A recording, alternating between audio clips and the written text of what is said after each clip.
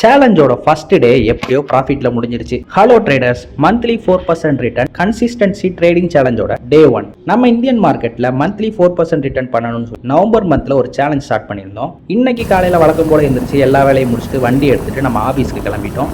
November மந்த்ல இன்னைக்கு 3வது நாள் ஆயிடுச்சு. என்னடா நீ ஃபர்ஸ்ட் டேன்னு சொல்றேன்னு பாக்குறீங்களா? நம்ம இந்தியன் ஸ்டாக் மார்க்கெட்ல நவம்பர் 1 and 2 வந்து சாட்டர்டே அண்ட் சண்டே. ஸோ அன்னைக்கு நமக்கு ஹாலிடே, எந்த ட்ரேடுமே நடக்காது. அதனால நவம்பர் 3 ஆன இன்னைக்கு நம்ம டே 1 ஸ்டார்ட் பண்ணியிருந்தோம். நமக்கான என்ட்ரியுமே பெர்ஃபெக்ட்டா எடுத்துட்டோம். ட்ரேட் எடுத்த பிறகு மார்க்கெட் நமக்கு கொஞ்சம் விளையாட்டு காட்டிடுச்சுன்னே சொல்லலாம். கொஞ்ச நேரம் பாத்தீங்கன்னா ப்ராஃபிட்ல ஓடுது, கிரீன் காட்டுது. அடுத்து கொஞ்ச நேரம் பாத்தீங்கன்னா லாஸ்ல ஓடுது. சரி, இப்படியே போனா வேலைக்கு ஆகாதுன்னு சொல்லிட்டு நம்ம அப்படியே சாப்பிட கிளம்பியாச்சு. மத்தியானத்துக்கான சாப்பாடை முடிச்சுட்டு வந்து பார்த்தா மணி 3:30 ஆச்சு. சரி, நம்மளோட ட்ரேட் எப்படி முடிஞ்சிருக்குன்னு சொல்லி ஓபன் பண்ணி பார்த்தா எப்படியோ ஒரு மினிமம் ப்ராஃபிட் தாங்க. ஸோ ஃபர்ஸ்ட் டே எப்படியோ கிரீன்ல முடிஞ்சிருச்சு. நாளைக்கு இந்த ட்ரேட் எப்படி கண்டினியூ ஆகுதுன்னு பார்க்கணும்னா நம்மளோட சேனலை மறக்காம ஃபாலோ அண்ட் சப்ஸ்கிரைப் பண்ணிக்கோங்க.